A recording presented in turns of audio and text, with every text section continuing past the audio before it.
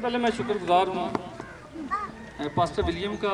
आप तमाम जितने भी खुदा के खादमीन बहनें बुजुर्ग बच्चे यहाँ पर मौजूद हैं, आप सबका शुक्रिया अदा करता हूँ कि आपने जो है वो अपना कीमती वक्त निकाला ताकि हम खुदा के कलाम को सीख सकें।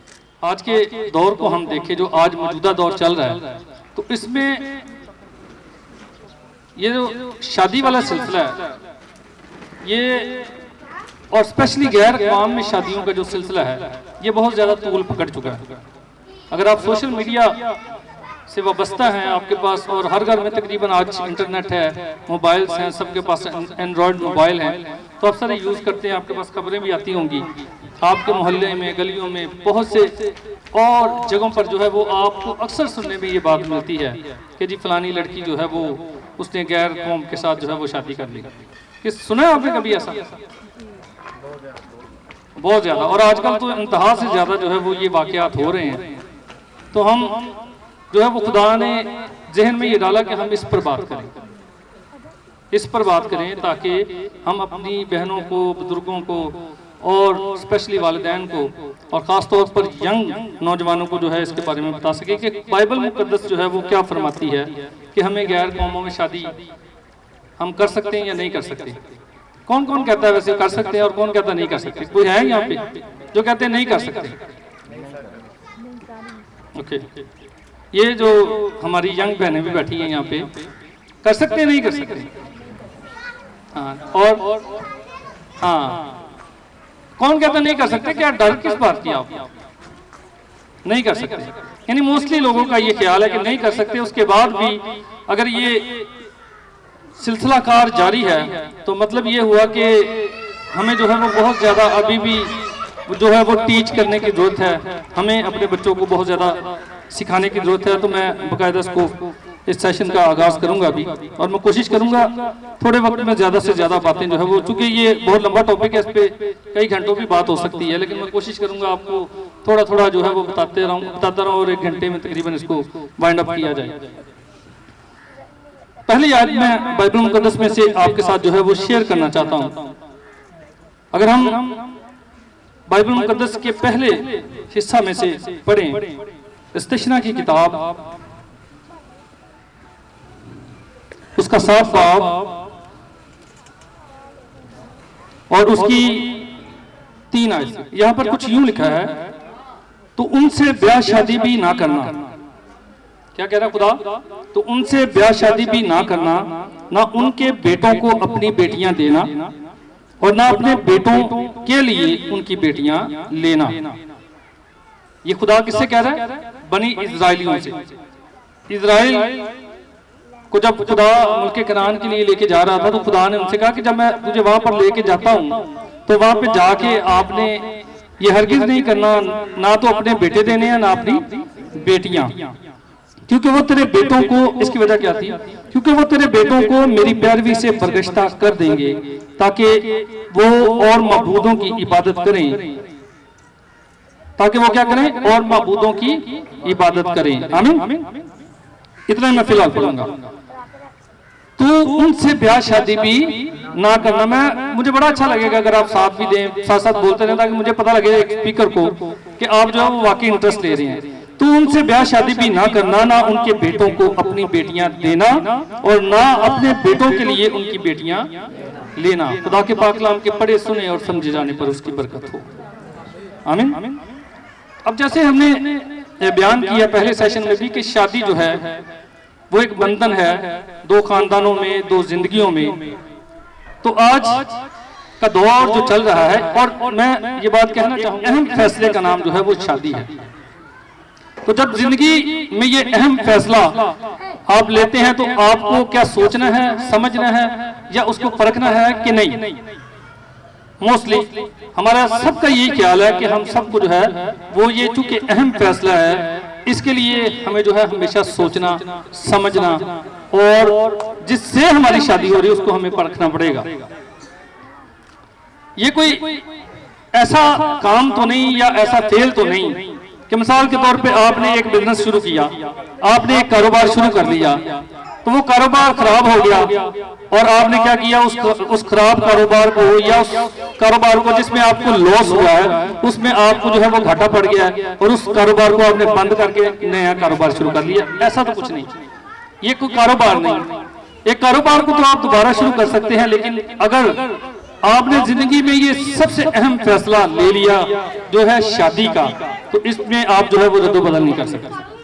आप इसमें क्या नहीं कर सकते, रद्दोबदल नहीं कर सकते। और एक खास बात कि अगर शादी, ये जो है शादी एक ऐसी बुनियाद है आपकी जिंदगी की कि अगर आपने इस शादी की बुनियाद जो है वो कमजोर जो है वो नींव पर रख, कहते हैं नींव पंजाबी में, अगर आपने उस पर जो है वो बुनियाद रख दी तो इसका मतलब है कि वो इमारत जो है जो कमजोर नींव पर रखी गई है, नींव पर रखी गई है, वो जो है वो किसी भी वक्त जो है वो जमीन बोस हो सकती है। ऐसे ही है, वो किसी टाइम भी जो है वो इमारत जो है वो गिर सकती है और आपको जो है उसका लॉस हो सकता है। बाइबल मुकद्दस में से मैं एक और बड़ा अहम हवाला जो है वो आपके साथ शेयर करने जा रहा हूं। दूसरा क्रंथियों उसका 6 बाब उसकी 14 है। जो नोट कर सकते हैं वो कर लें ताकि आपके जो है वो काम आए चीजें। वहां पर लिखा है, बेईमानों के साथ ना हमवार जुए में ना जुतो। क्या करो, बेईमानों के साथ ना हमवार जुए में। आप सबकी मुझे जो है वो प्रेजेंस चाहिए, आपकी जो है वो जब आप शमूलियत करेंगे साथ तो मुझे अच्छा लगेगा। क्या लिखा है, बेईमानों के साथ ना हमवार जुए में ना जुतो, क्योंकि रास्तबाजी और बेदीनी में क्या मेल जोल, या रोशनी और तारीकी में क्या शराकत, मसीह को बलियाल के साथ क्या मुवाफकत, या ईमानदार का बेईमान से क्या वास्ता, और खुदा के मुकद्दस को बुतों से क्या मुनासबत, क्योंकि हम जिंदा खुदा का मकदस हैं। चुनाचे खुदा ने फरमाया है कि मैं उनमें बसूंगा और उनमें चलू फिरूंगा और मैं उनका खुदा हूंगा और वो मेरी उम्मत होंगे। इस वास्ते खुदा फरमाता है कि उनमें से निकलकर अलग रहो। क्या करो, उनमें से निकलकर अलग रहो और नापाक चीज को ना छुओ, तो मैं तुमको कबूल कर लूंगा और तुम्हारा बाप हूंगा और तुम मेरे बेटे बेटियां होगे। और ये खुदावंद कादिर मुतलक का कौल है। आमीन। खुदा क्या कह रहा है, ना हमवार जुए में आपको जो है वो नहीं जुतना। अगर मिसाल के तौर पे आपने जो है वो आप चूंकि सारे गांवों से ताल्लुक रखते हैं, जब आप बैल को जोतते हैं किसी खेत में, अगर एक साइड पे उस जो है वो आपका जिसमें आप बैल जोतते हैं, अगर आप दो मोस्टली जो है वो बैल जोते जाते हैं, ऐसे ही अगर आप एक बैल रख लें और एक गधा रख लें साथ, तो क्या उनकी बात बनेगी? वो जोत पाएंगे क्या खेत को? क्यों बाजी? नहीं जोत पाएंगे।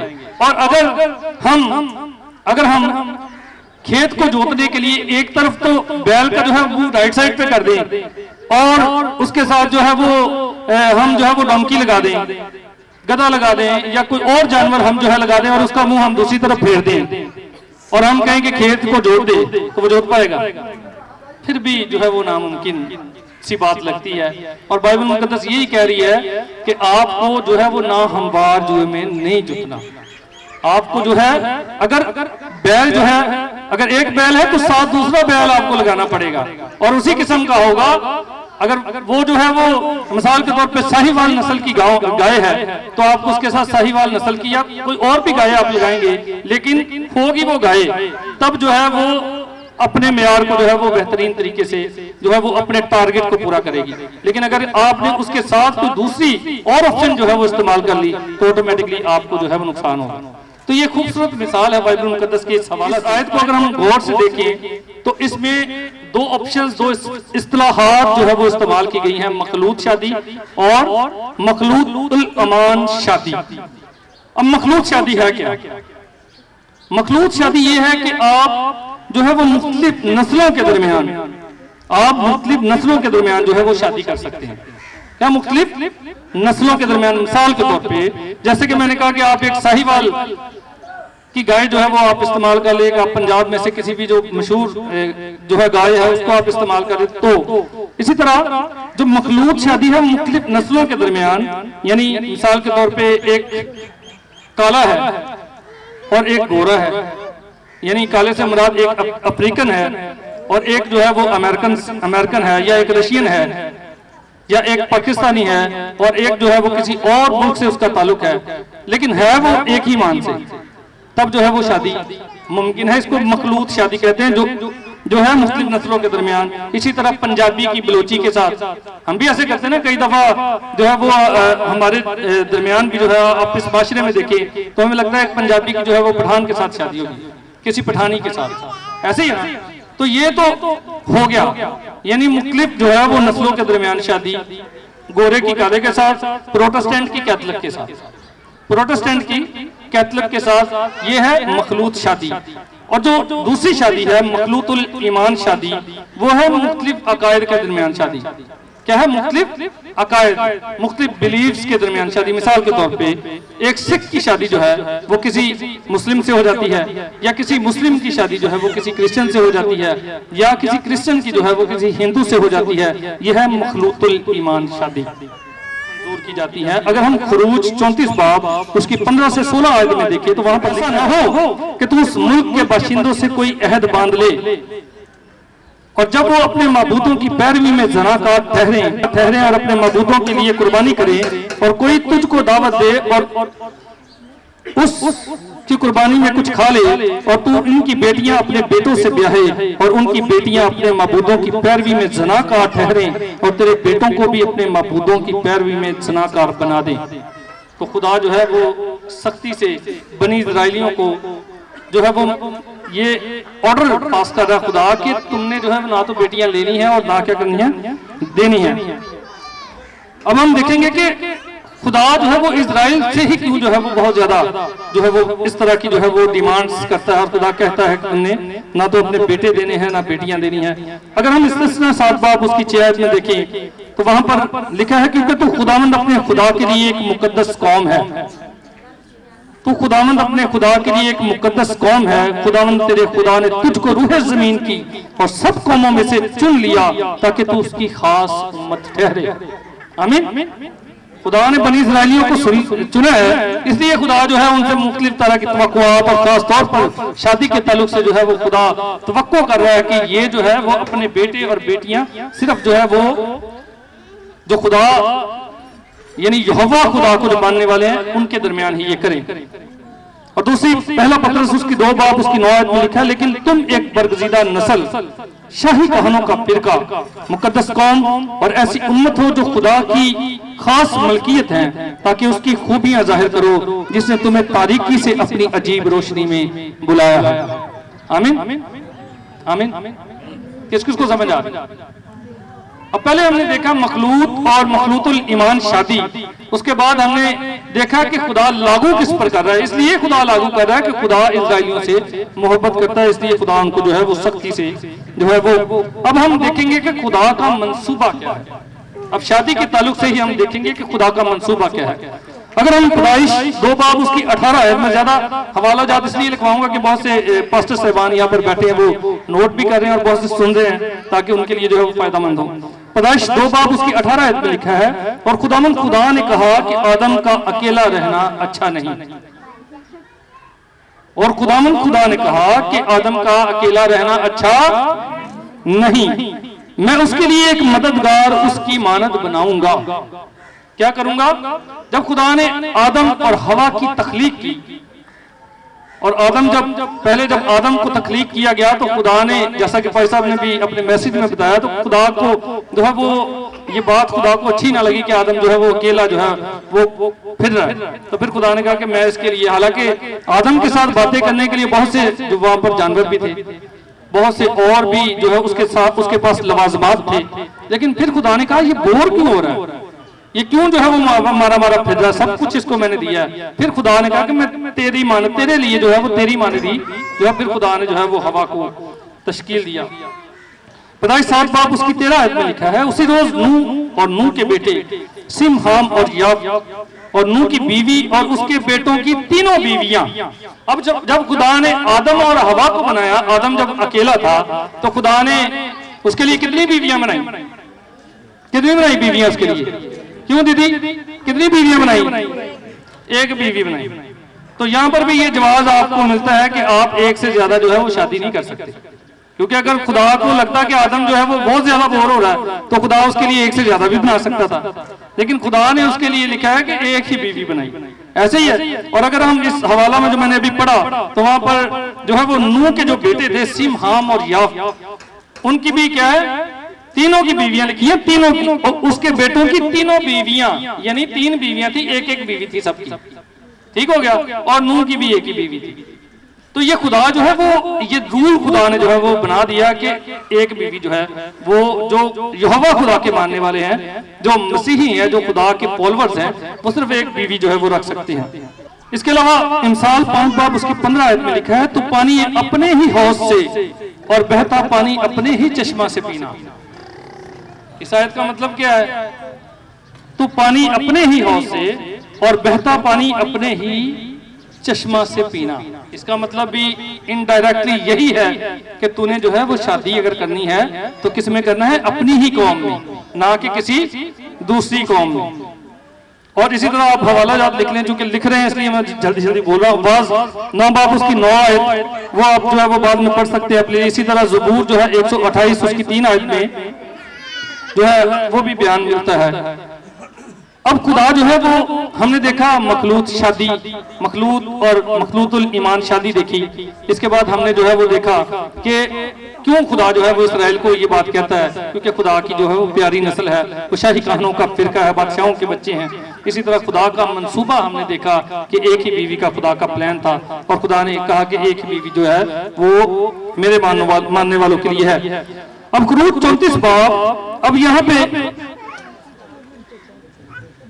34 बाब उसके 15 से 16 आयत में लिखा है, सो ऐसा ना हो कि तू उस मुल्क के बाशिंदों से कोई अहद बांध ले। जैसा हमने पहले पढ़ा कि खुदा उनको बार बार ये जो है वो तंबीह कर रहा है कि तूने जब मुल्क कनान में जाना है, जहाँ पर तू जो है वो तेरे ये जो मैंने मिरास रखी है, वहां पर जब तू जाएगा तो वहां पर तूने जो है वो किसी दूसरी कौम, जो कि बहुत ज्यादा वहां पर कौमें थी, वहां पर जो है वो बहुत से लोग थे वहां पर जो मसीह के यानी यहोवा खुदा के मानने वाले नहीं थे, तो उनके साथ मेलजोल जो है वो नहीं रखना।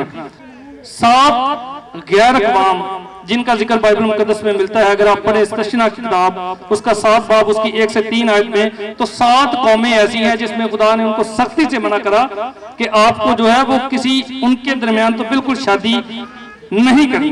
हित्ती, जरजासी, अमूरी, कनानी, फर्जियों और हवियों और यबूसियों से खुदा ने सख्त मना किया। ये 7 कौमें ऐसी थी जो खुदा की मानने वाली नहीं थी, गैर अक़वाम थी, तो खुदा ने कहा कि इनमें तूने जो है वो शादी बिल्कुल जो है वो इनके साथ मेल जोल तूने नहीं बढ़ाना। खुरूज 20 बाब उसकी 17 आयत में लिखा है, तो अपने पड़ोसी के घर का लालच न करना, अपने पड़ोसी की बीवी का लालच न करना। ठीक है, ये भी खुदा ने सख्ती से मना करा कि अपनी पड़ोसी की बीवी से जो है वो उसका अपने लालच नहीं करना।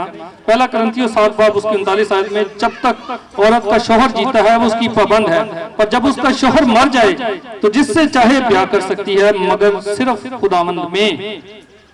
ठीक है, पौलुस रसूल करंथियंस के नाम लिखे ये खत में भी यही बात कर रहा है कि अगर कोई किसी औरत का जो है वो खामन मर जाए या किसी खामन की बीवी फौत हो जाए, तब भी आप शादी तो कर सकते हो, लेकिन कहां पे करोगे आप? जो लोग खुदावंद में हैं उनमें।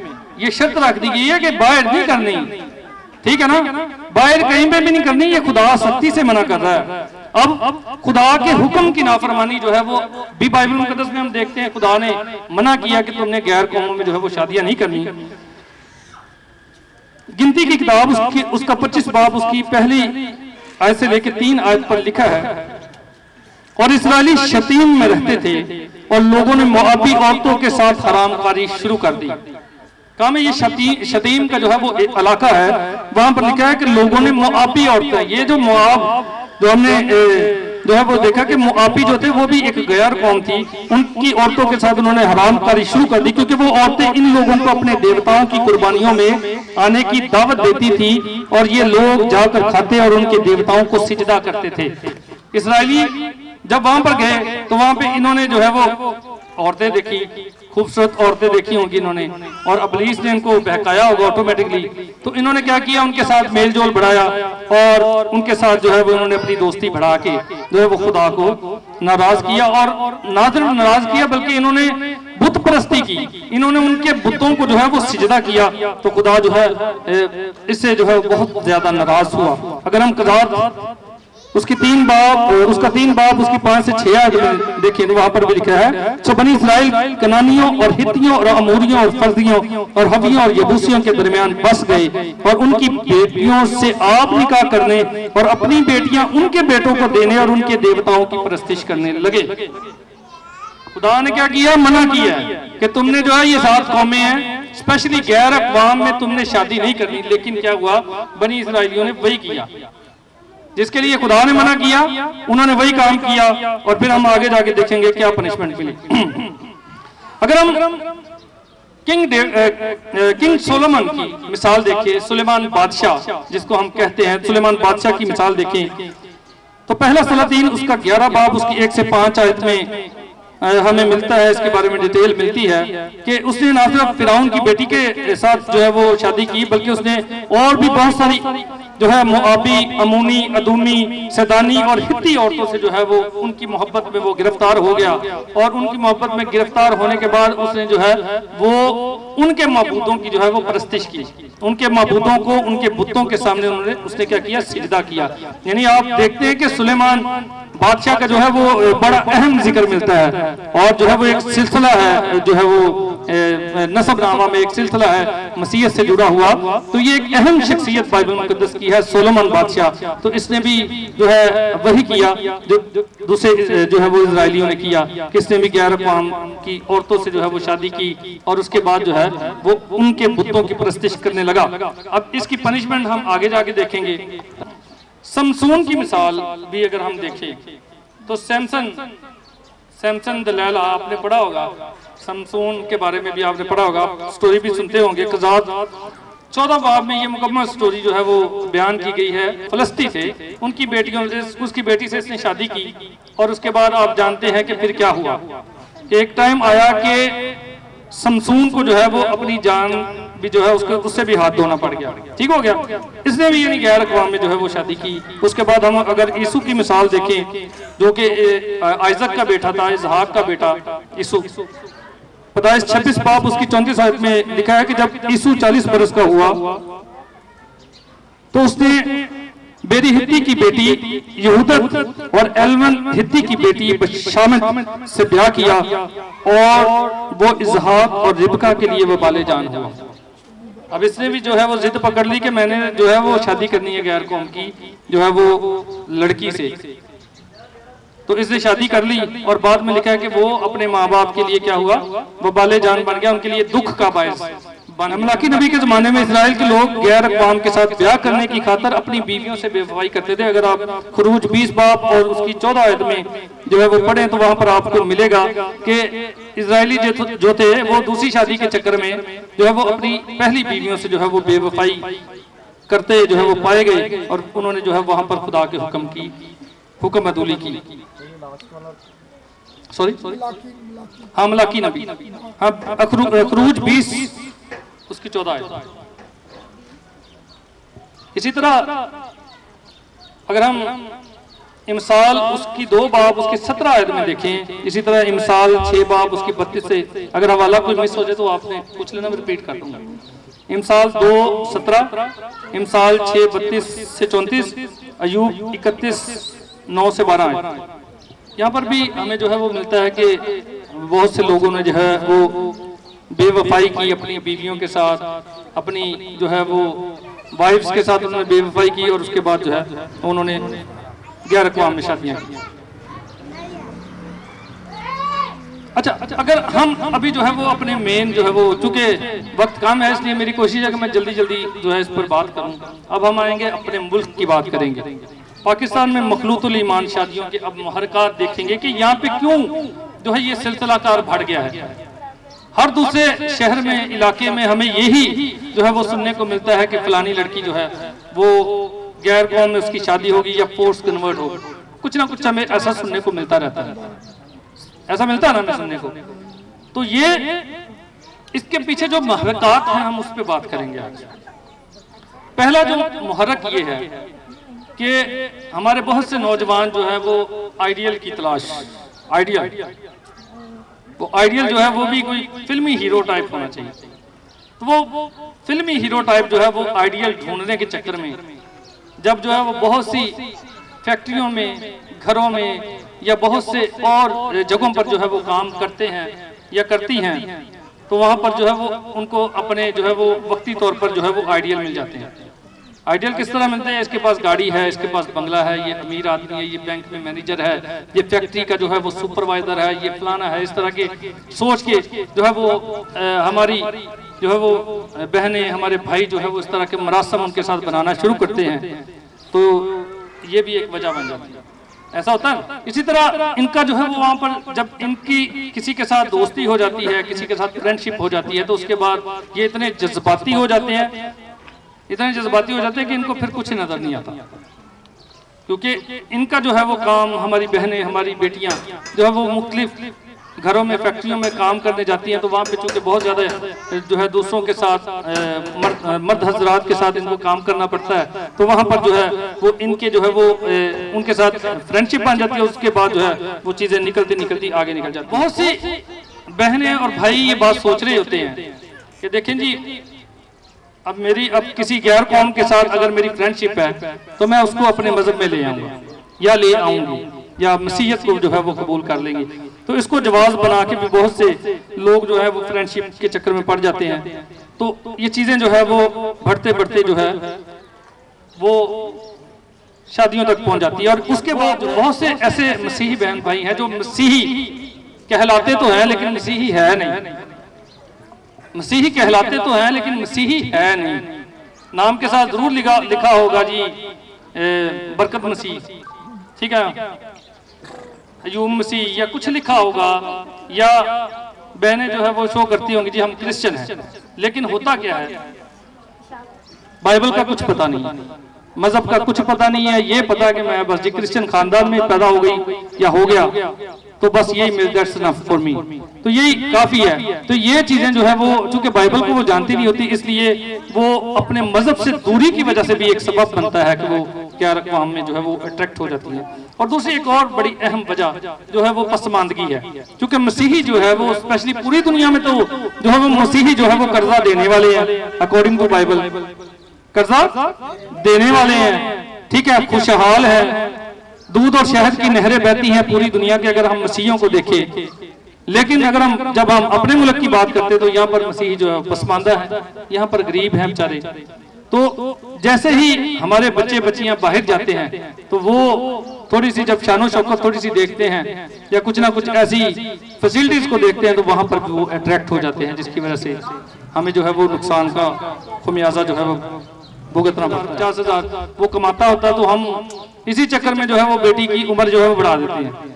कोई नहीं, आज कर लेंगे, कोई बात नहीं, शादी कर ही देंगे, शादी होनी है, आज नहीं तो कल होनी है, ठीक है ना। पता ये है कि चलो जी सैलरी आ गई, तो हम इस चक्कर में भी बच्चों की उम्र बढ़ा देते हैं। और जब जैसे ही उम्र बढ़ जाती है फिर वो खुद जो है वो डिसीजन लेना शुरू कर देते हैं कि अब मैं तो, मेरे माँ बाप ने नहीं करनी, तो फिर जो है वो मैं खुद ही कर लेता हूँ या लेती हूँ, ठीक हो गया।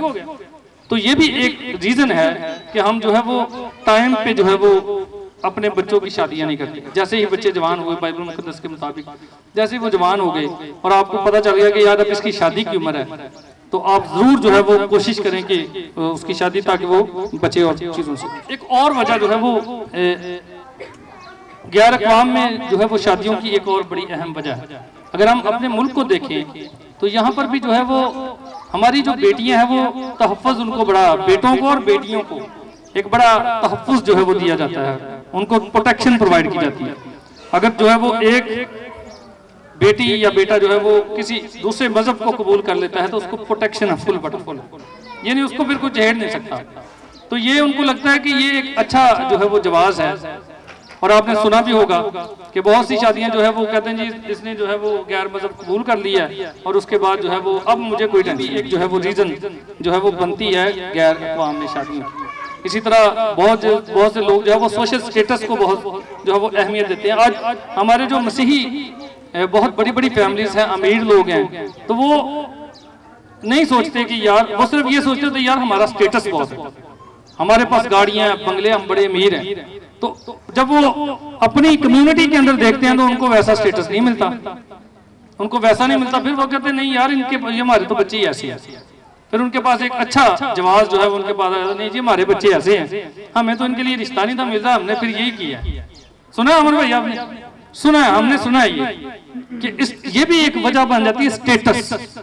यानी वो खुदा के कलाम को भूल चुके होते हैं, वो खुदा की तंबीह को भूल चुके होते हैं, वो स्टेटस को देख रहे होते हैं कि मेरा स्टेटस बड़ा है, इसलिए मुझे चूंकि अपनी कम्युनिटी में से जो है वो रिश्ता नहीं मिला, इसलिए मैं बाहर कर दूं। तो ये भी एक स्टेटस जो है वो एक वजह बनती है। बाद का अंजाम, शादी हो गई, उसके बाद पहला अंजाम जो होता है वो मुख्तलिफ अलकाबात से जो है वो नवाजा जाता है। हमारी बेटियों को, बेटों को, और स्पेशली बेटियों को मुख्तलिफ लक़ब दिए जाते हैं। ठीक है, लक़ब तो आप समझते हैं, मुझे बोलने की जरूरत नहीं है यहाँ पे कि क्या क्या लक़ब जो है वो दिए जाते हैं। ठीक है, 2 बच्चे पैदा किए, 3 किए, फिर जो है वो ठुडा मारा चल भी, ये अलकाबात हमें जो है वो नवाजा जाता है। उसके बाद फिर जब इस लक़ब से जो है वो हमारी बेटियां दो चार होती हैं, उसके बाद जो है वो एहसास कमतरी का शिकार, जो है वो एहसास तन्हाई का शिकार होना शुरू कर। ऑटोमेटिकली जब झगड़ा शुरू हो गया, आपस में लड़ाई शुरू होगी, तो फिर वो जो है वो तन्हा हो जाते हैं, क्योंकि माँ बाप ने पहले छोड़ दिया है, कम्युनिटी ने वैसे ही छोड़ दिया। उन्होंने कहा भी चलो तुम अब चूंकि गैर कौम में चले गए, अब तुम्हारा हमारे साथ कोई ताल्लुक नहीं। वो जो है वो एहसास तन्हाई जो है वो उसका शिकार बनना शुरू हो जाती है। ये इसके नुकसान भी मैं बता रहा हूँ आपको, साथ साथ नुकसान। इसके बाद जो है वो अदम तहफ़्फ़ुज़ का शिकार, उसके ज़हन में एक बात चल रही होती है कि यार आज नहीं तो कल मुझे तलाक मिली। ठीक है ना, आज नहीं तो कल मुझे मिली।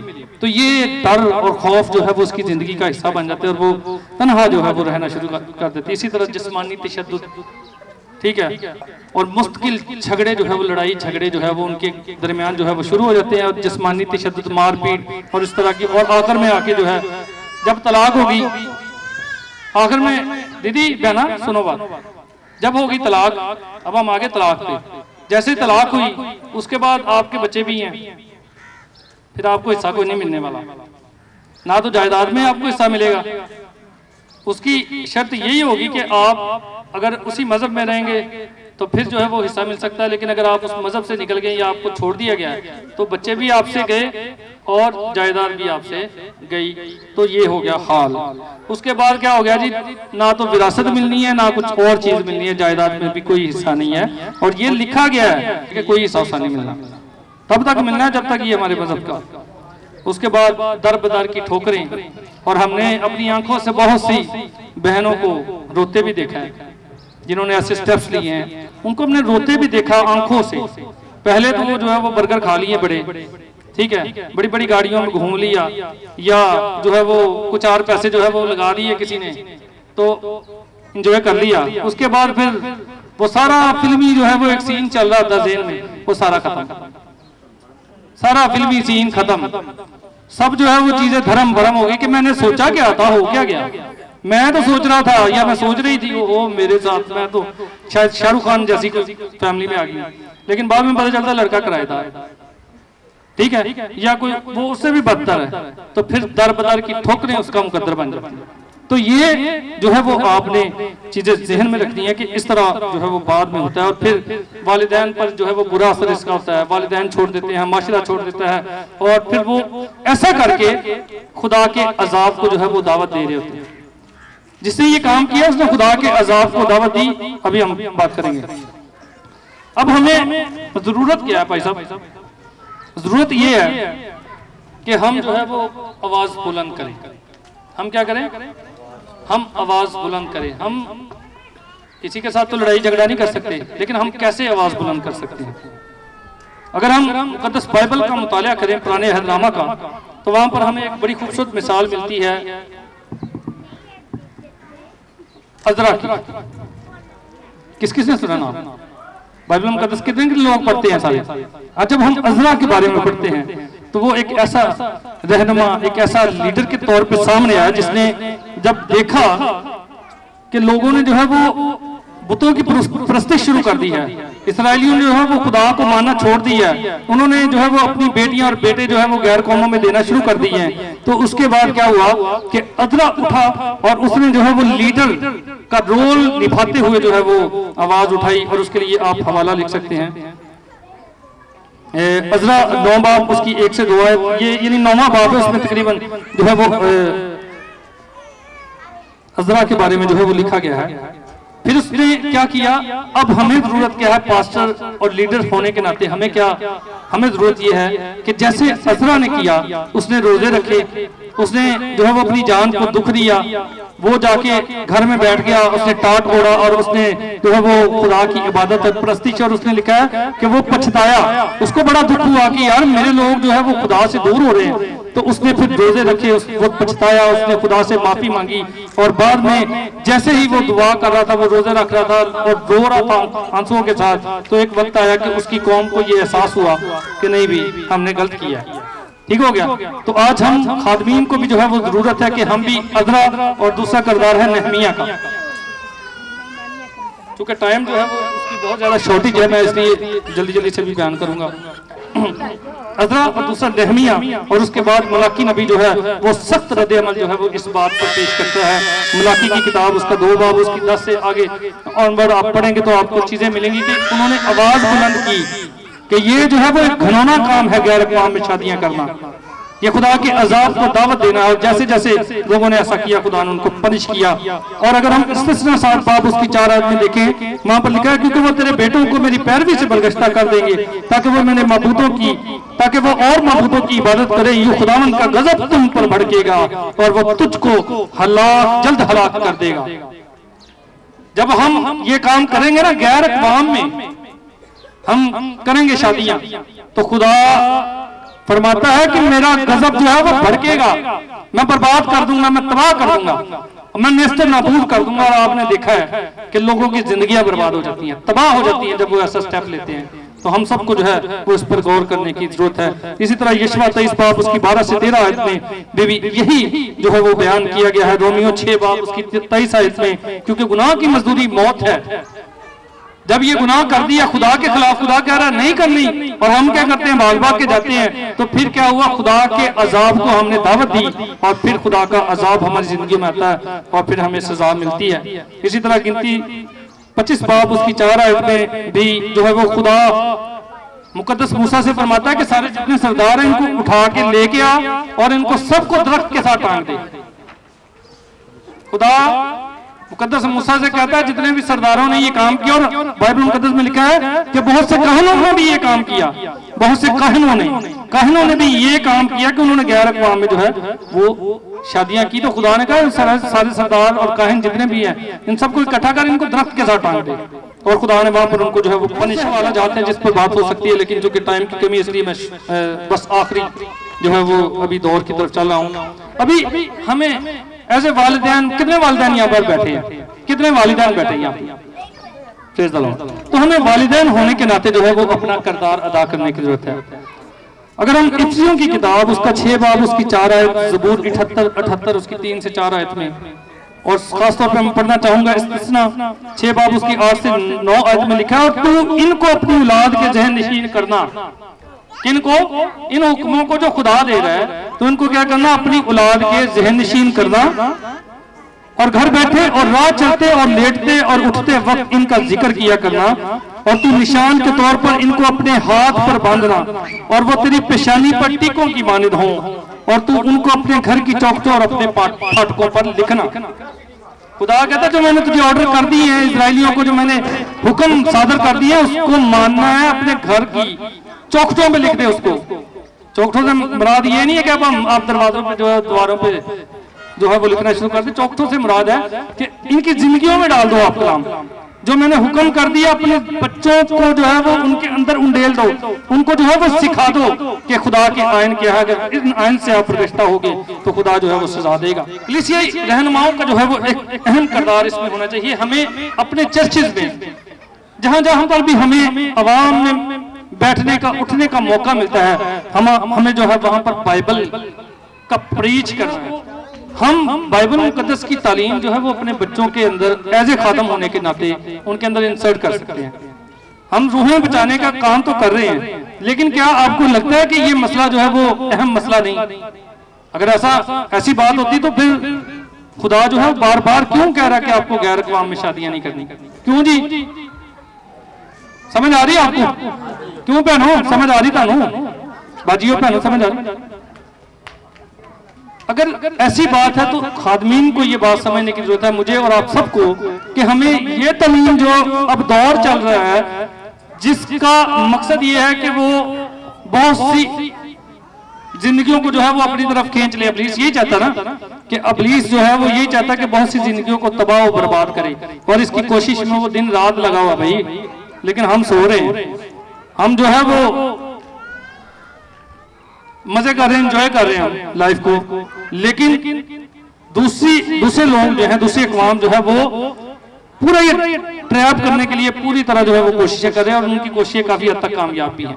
लेकिन उसके अगेंस्ट जो है वो हम सुस्ती का मुजाहरा कर रहे हैं। हम बाइबल मुकद्दस का क्यों नहीं अपने बच्चों को सिखाते? इजरायली तो आज आप अगर आज इजरायलियों को आप देख लें तो वो अपने बच्चों को बचपन से तालीम देना शुरू कर देते हैं, ठीक है, शरीयत की तालीम जो है वो बचपन से देना शुरू करते हैं। लेकिन हम जो मसीही हैं, हम जो है इसमें बड़े सुस्त हैं। हम बच्चों को बाइबल की तालीम देना पसंद नहीं करते, और फिर हम कहते लो जी नुकसान हो गया जी, हमारा बच्चा जी उधर चला गया, फिर हम रोते हैं, फिर हम टेलीविजन पर, मीडिया पर हम जो है वो इंटरव्यू देते हैं आके। तो देते रहे इंटरव्यू जितने मर्जी, क्योंकि आपके साथ होना है, क्योंकि तब तक होना है जब तक आप अज़रा की तरह खुदा के आगे गिड़गिड़ाएंगे नहीं, रोएंगे नहीं, तौबा नहीं करेंगे, और खुदा के लोगों को उसके हुक्मों की तालीम नहीं देंगे, तब तक ये आपके साथ होता रहेगा। तो आज हम सबको खादमीन को ये जरूरत है कि हम जो है वो कलीसियाई रहनुमा होते हुए जो है वो अपने बच्चों को, और खास तौर पर माँ बाप को जो है वो अपने बच्चों को तालीम देनी चाहिए। हमें दुआ और रोजे में ठहरना चाहिए, जैसे अज़रा ने किया, नेहमिया ने किया, दुआ और रोजे में ठहरे, और क्या हुआ? उसके वसीला से उनकी कौम जो है वो बच गई। जीवन साथी की आपको कैसे जो है वो इंतखाब करना है बाइबल मुकद्दस के मुताबिक? इंसाल 19 बाब उसकी 14 आयत में लिखा है, घर और माल बाप दादा से मिरास में मिलते हैं। क्या जी? घर और माल, पैसा। ऐसा ही नहीं कि मेरे दादे की जायदाद सी जी, मेरे वाले साहब छड़ के नहीं सारी जायदाद, ऐसे होता ना। तो घर और माल जो है वो तो बाप दादा से मिरास में मिलता है, लेकिन बाइबल फरमाती है लेकिन दानिशमंद बीवी खुदावंद से मिलती है। आमीन। इसी तरह दानिशमंद खामन भी जो है वो खुदावंद की तरफ से गिफ्ट है। तो अगर आपको अच्छा खामन चाहिए, अगर आपको अच्छी बीवी चाहिए, तो आपको जो है वो खुदा के साथ मुंसलिक होने की जरूरत है। अपना भरोसा जो है वो खुदा पर जो है वो रहने दीजिए। पैदाइश 14 बाब 24 बाब उसकी 7 आयत में लिखा है कि खुदा का बंदा इब्राहिम, उसने जो है वो अपने नौकर को जो है वो एक नसीहत की कि तू जो है वो मेरे बेटे के लिए बेटी जो है वो कहां से लेके आना? अपने लोगों में से, ना कि गैर कौम में से। तो उसने खुदा पर भरोसा किया, और उसके बेटे आइजक के लिए जो है वो उनको अपनी कौम में से बेटी जो है वो मिली। तो आपको भी जो है वो खुदा पर भरोसा करने की जरूरत है, ताकि आपको अच्छी बीवी और अच्छा शौहर जो है वो मिल जाए। इसी तरह आपको एक और बड़ा अहम मसला है यहाँ पर, खुदा जो है वो कुछ रिश्तों से जो है वो मना करता है आपको कि आपने वहां पर शादियां नहीं करनी। मिसाल के तौर पे खुदा का कलाम फरमाता है अहबार 18 बाब उसकी 6 से 18 आयत में, क्या आपने बहन के साथ शादी नहीं करनी? आजकल आपको ये वाकयात मिल रहे हैं कि जी पता चलता अखबार में, यूट्यूब पे या किसी जगह पे बाप ने जो है अपनी बेटी के साथ शादी कर ली है, ठीक है, इस तरह के वाकयात सुनने में आते हैं ना। तो ये वो वक्त अब आ चुका है। तो खुदा का कलाम कहता है कि आपको अपनी बहन से शादी नहीं करनी, आपको अपनी सौतेली बहन से भी नहीं शादी करनी, आपको अपनी फुफ्फी से शादी नहीं करनी। और बहुत से इस तरह के जो रिश्ते हैं बाइबल मुकद्दस के इस अहदनामा में, यानी इस हवाला जात में अहबार 18 में हमें जो है मिलता है कि हमें कहां कहां पर शादियां करनी है और किस जगह पर हमें जो है वो खुदा के कलाम को प्रेफर करना है। तो खुदा के कलाम को इज्जत देते हुए जो है जो मयार बाइबल बुलाती है, आपको वैसी ही शादी करनी चाहिए। इसी तरह मुखालिफ जिन्स का इंतखाब भी जो है वो आपने करना है। उसके लिए भी हवाला है पैदाइश 19 बाब 1 से 13 आयत में, अहबार 18-22 में और 20-13 में जो है वो आप किस तरह की जो यानी जो है वो लड़के फीमेल और मेल की शादी हो सकती है, ना कि मेल और मेल और फीमेल, जैसा कि आजकल बहुत से मुल्कों में ये रिवाज चल रहा है कि हम जिन्स परस्ती जो है वो लोग कर रहे हैं। लेकिन खुदा का कलाम कहता है कि आपको मेल और फीमेल जो खुदा ने असूल बनाया है उसी के मुताबिक जो है वो आपको शादी करनी है। जो है वो वालिदैन की मर्जी जो है वो भी जो है वो जाननी है। अगर हम पैदाइश 24 बाब उसकी 34-35 आयत में पढ़ें तो वहां पर भी जो है वो आपको जो है इससे रिलेटेड जो है वो बातें मिलती है कि आपको वालिदैन की, और जब वालिदैन की नहीं तो फिर जो है वो यीशु जैसे कि देखा कि उसने गैर कौमों में शादी की तो वो अपने माँ बाप के लिए अजाब बना, तो आप भी अजाब अपने माँ बाप के लिए, माशरे के लिए और खुदा के अजाब से बचने के लिए आप जो है वो अपने आप को खुदा के कलाम के मुताबिक जो है वो उठा लें, ताकि खुदा जो है वो उसकी मर्जी के मुताबिक, उसकी जो है वो उसकी विल के मुताबिक और उसके कलाम के मुताबिक जब आप शादी करेंगे तो खुदा आपको जरूर बरकत देगा। God bless you all. Thank you.